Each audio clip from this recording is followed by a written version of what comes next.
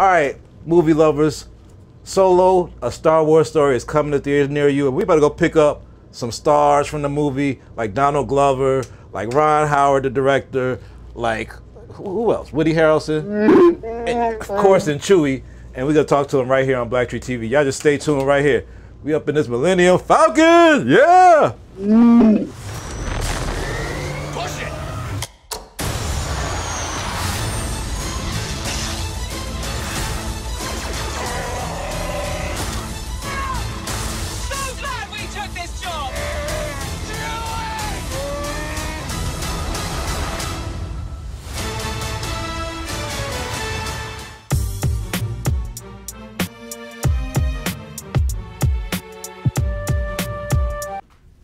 So, you know, I always do research on whoever I'm about to interview, and I was familiar with your acting, but I started looking at the list of directors you work with. You got Francis Ford Coppola, the Coen brothers, Woody Allen, Warren Beatty, and Ron Howard. So, I mean, 1 + 1 got to equal. Like, there must be something great about working with you that allows all these great directors to have you be a major part or a lead in their films. Like, can you tell me about your relationship with directors, or how do you initiate your bond with the director? Yeah, well, to me, it's always, that's the most important thing, I think, by far. You know, I think the director really is the author of the movie. And my feeling is, no matter what happens, if I'm working with a great director, then I can't lose. Even if the movie comes out and no one sees it, or it doesn't come out particularly good, you still learn so much from working with people who are masters at their craft, and that's been the great joy of my working life so far, is learning from those guys. Here they come! Let me give you some advice. Assume everyone will betray you, and you will never be disappointed. One of the greatest directors of all time. I've always been a fan of you, from the actor to the director. And I got to ask, because now you go back 40 years, you got your directorial debut with Grand Theft Auto. Right.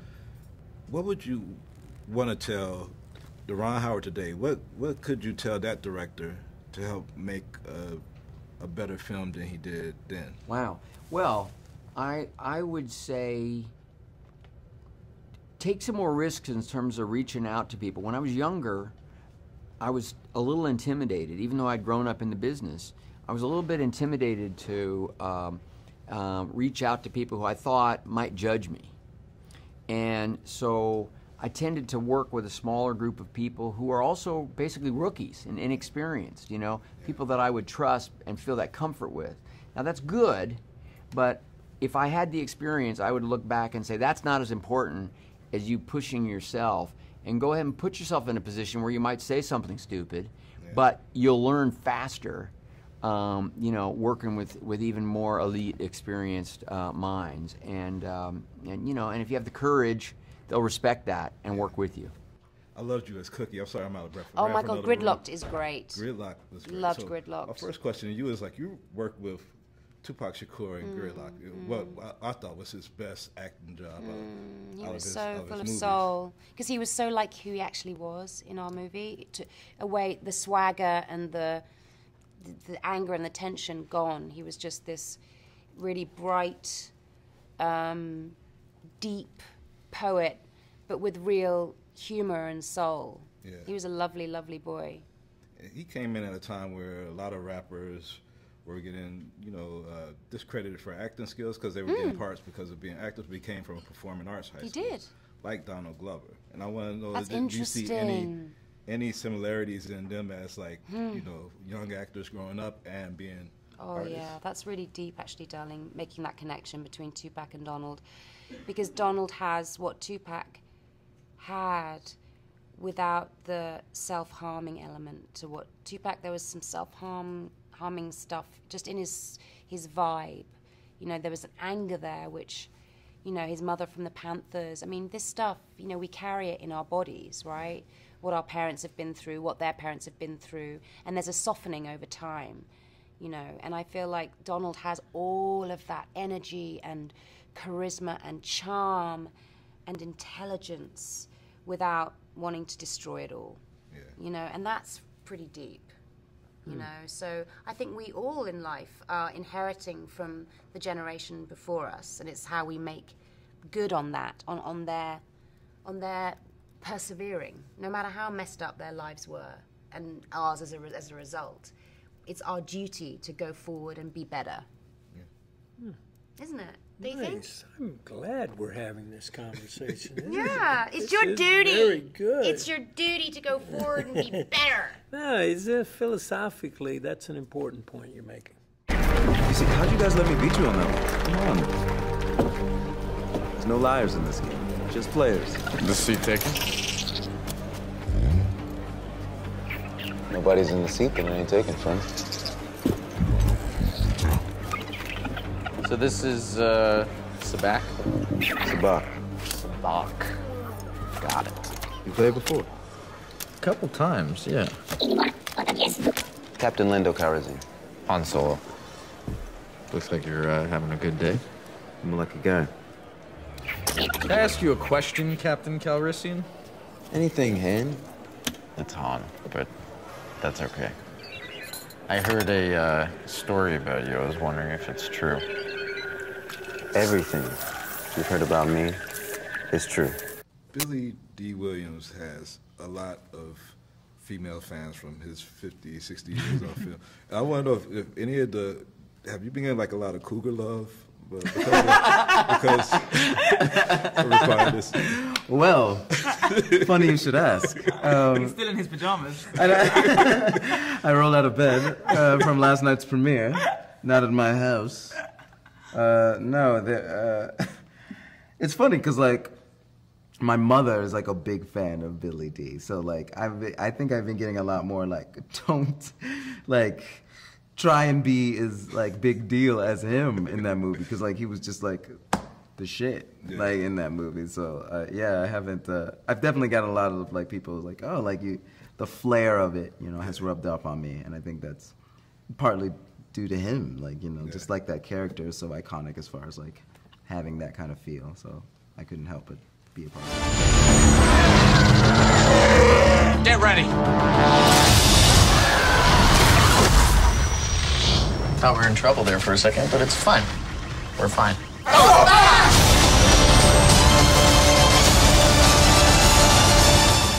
What a pleasure to be with you guys. I really respect your craft as actors and the franchises that you guys have been a part of and influenced and put your talent into. So my first question is, you guys are both in multiple huge franchises. I mean, even if you count Terminator and Game of Thrones and this huge, and you in the Avengers MCU and this, how do you deal with the fandoms of those franchises, which are like kind of their own creatures? For me, they've been. I mean, they're who we make those movies for. And they've put bread on my family's table for all these years, and so I'm hugely grateful to them.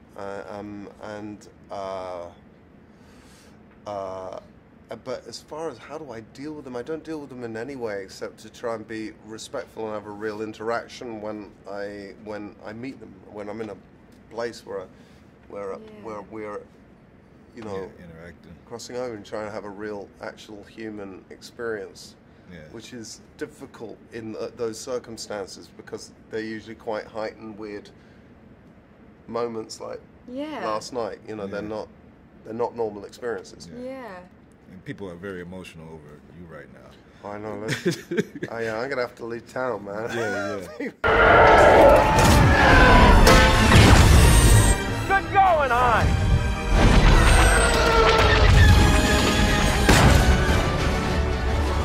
We need to divert auxiliary power to the rear deflector shield. We definitely do.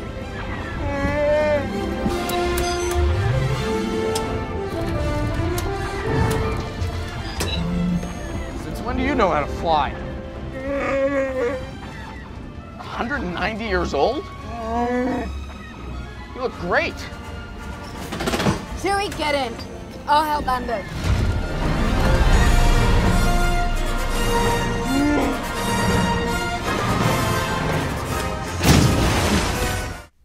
Joonas, you're doing a great job filling some big shoes, and you actually got big shoes.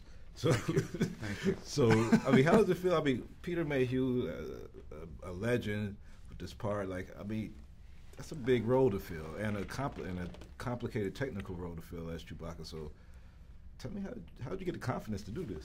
I think I just went for it. I've always been the kind of guy who imitates my basketball teammates and tries to observe how people behave, because behavior is the window to the soul. I don't know, but yeah, I've always tried to do and perfect my movement awareness. And when this came on, that they were looking for Chewbacca, and I got the call, am I interested to try out for the role? I immediately said yes, and started practicing and going through Peter's performance as Chewbacca, and that taught me a lot. I also read that you're a film buff, and I'm wondering, like, what, for a lot of people, it was Star Wars for another generation of people when they first seen it in the 70s. But what movie did you first see that really, like, opened your eyes to the other side of the camera of being an actor? Well, I think the first thing I really saw that really made me think about movies a little more seriously was The Godfather. I saw it when I was 12. I read the book, and there was something about that just had, I think also for a little boy, you're just like, think these dudes are so cool, you know, and I wanted to be Sonny Corleone, and that's why, you know, when I got to do my first movie for Francis, it was such a dream come true, because I got to sit there and ask him all these questions and stuff. Having this story and having Donald Glover and all these great actors in it, how rewarding is this for you, if all these other films you have under your belt to direct it? Really rewarding, because it's such a cool, dynamic young cast. And I feel like I've made friends with these people, and it stimulates me. And so, you know, as a guy who's been around, you know, it's exciting for me to be working with a generation of talent that I think has so much ahead of them, and in a way could inspire me. And I felt like I had something to offer them as well. So I thought there was a nice mutual give and take there that I really enjoyed. I had so much respect. Alden, such a hard worker, so dedicated, so intelligent. Donald, remarkable creative force. One thing I really like about Donald, and I relate it to a few other actors I've worked with, is that he's a great writer. And then when I found out he started off as a writer first, it made total sense to me. Tom Hanks is like that. Steve Martin's like that. Russell Crowe's like that. These are people who kind of think like writers, and then they can plug themselves into it. And I saw that with Donald. In this movie, you were obviously in love with a robot. Yeah, yeah, obviously. You're the only person who's just been able to say that straight up. I know, like, everybody's like, there's this relationship around. Not Can sure you how and it you're works, like, dude, you fucking a robot. like. Yes. Why do you think people in real life worry about who people love? And I mean, they've targeted you for that. Like, but why do you think people care, like, who somebody else loves? Because I think